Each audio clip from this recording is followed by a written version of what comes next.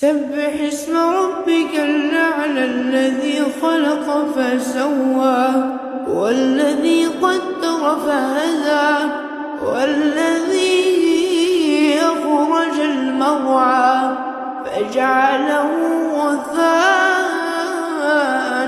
أحوى سنقرئك فلا تنسى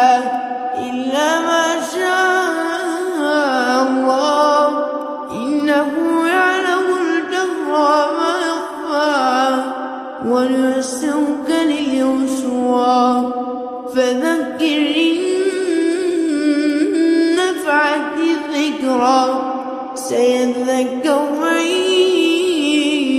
يخشى ويتجنبها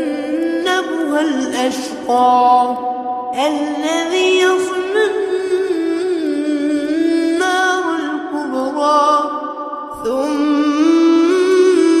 لا يموت فيها ولا يحيا قد أفلح من تزكى وذكر اسم ربه فصلى بل تؤثرون الحياة الدنيا